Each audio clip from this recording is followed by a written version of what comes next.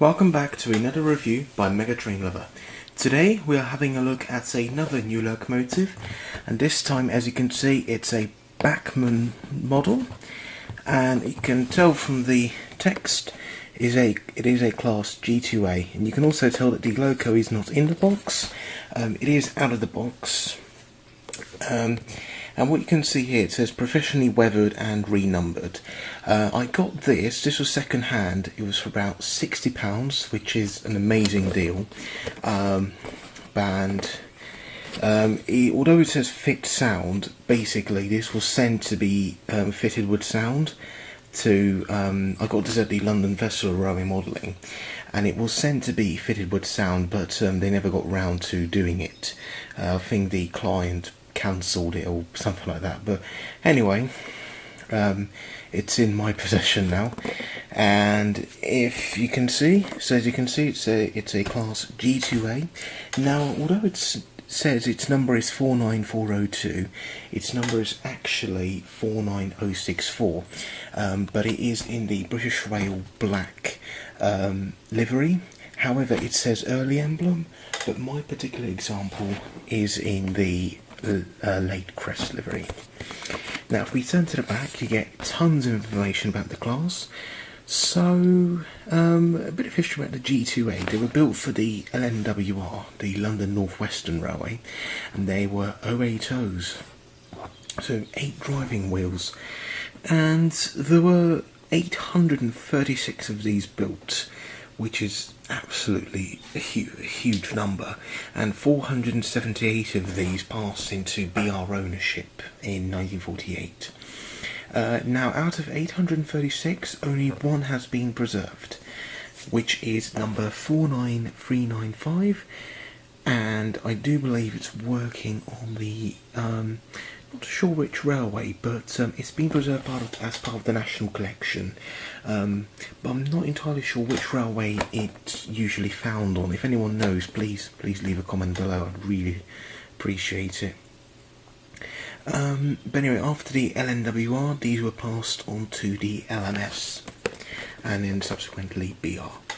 Now, let's put the box to one side, and the loco itself is here.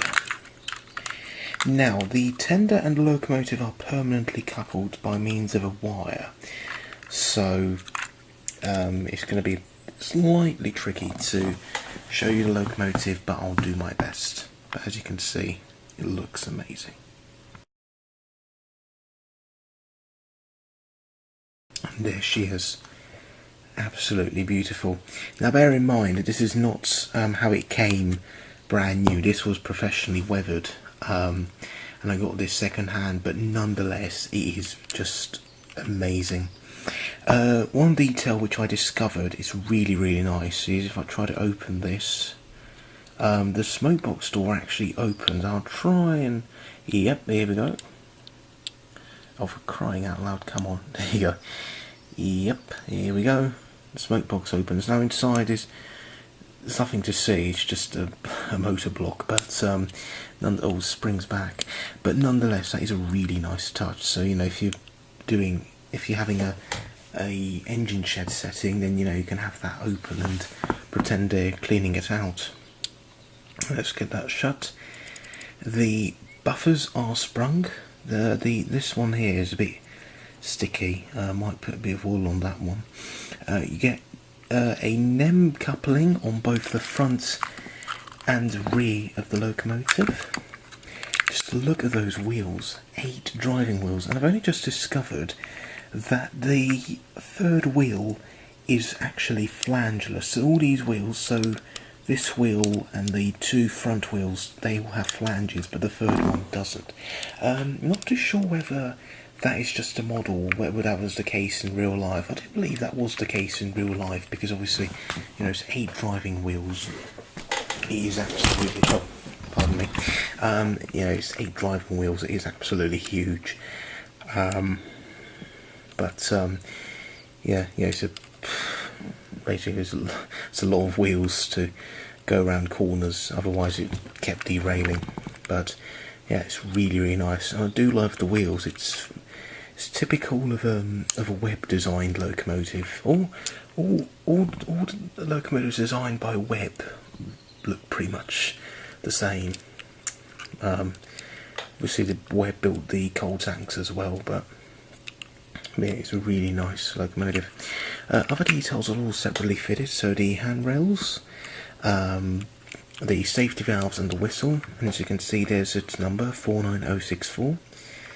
And if we look in the cab, you can see there is the other crew member fell out, so the fireman fell out, but the driver's still there. But if you look inside the cab, you can see that there is quite a bit of detail in the cab. It's all painted. This is the version with a backhead for the cab, so some versions didn't have this, some did. This particular one does, so you can basically cover it up with a tarpaulin. Let's take a look at the tenders. The coal is really nice. Obviously this is modified, but it's really nice. Absolutely love the coal. There's all this detail, like these little tools here. The water filler cap. You get sprung buffers on the back as well. And you even get these little lamps on both the front, rear and front of the locomotive. So it's got two lights there, and they're all correctly positioned on the lamp iron. And yeah, so there's the connection between the tender and the locomotive. If we turn to the other side, it's a bit hard to handle because you know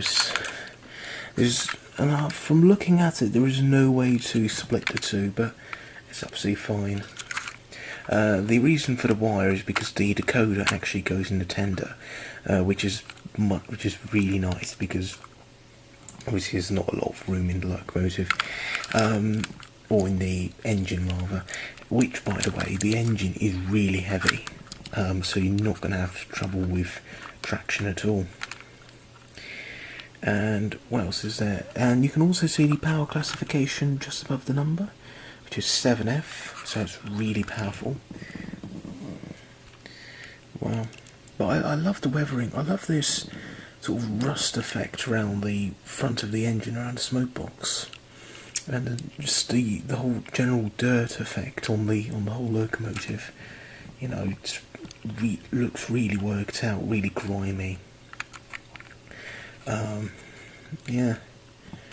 But overall, it's a really nice model, and even out of the box it would look really nice. But you know, obviously this has been especially enhanced by a previous owner.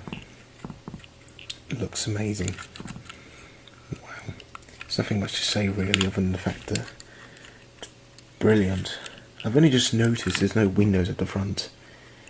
Oh, well. I'm sure that's prototypical. There are little windows, but not very big. But to be honest, not very big.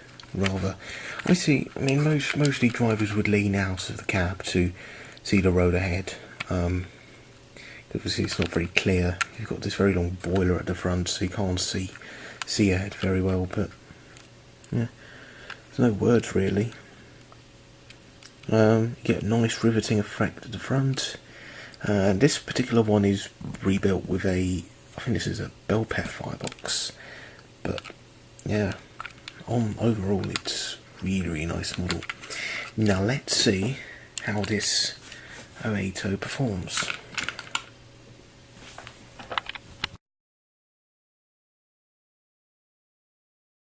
So here we have the Bachmann class G2A on the track, and it's been DCC fitted, so let's select her number, which is number 14, and wow, she just looks really nice. But let's give her some power and watch her go.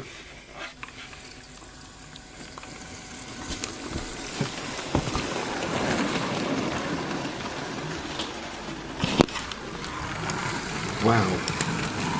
That was a really nice departure. Now she's fitted with a gauge master decoder, so which is meant for slow speed. But wow, that is just incredible. I just love the way the wheels are rotating. Really nice. Let's get a few shots of her passing.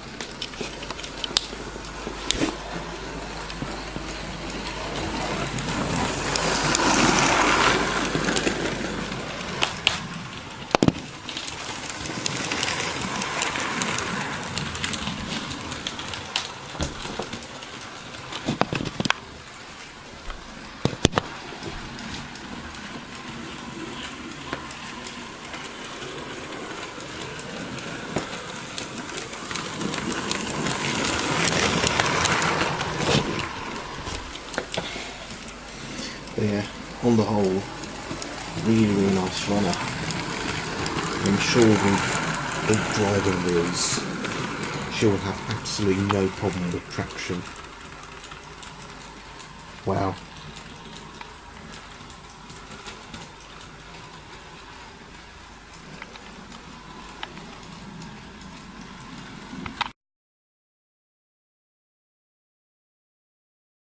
So just to conclude this video, highly recommend her, especially if you're modelling, the London Midland region or any region in the northwest. Definitely recommend her. She's just an amazing model. I think she's still available. I think G2As are still available by Bachmann, but if you can get your hands on one, then go for it. You'll not be disappointed. But anyway, thanks for watching and see you in the next review. Goodbye.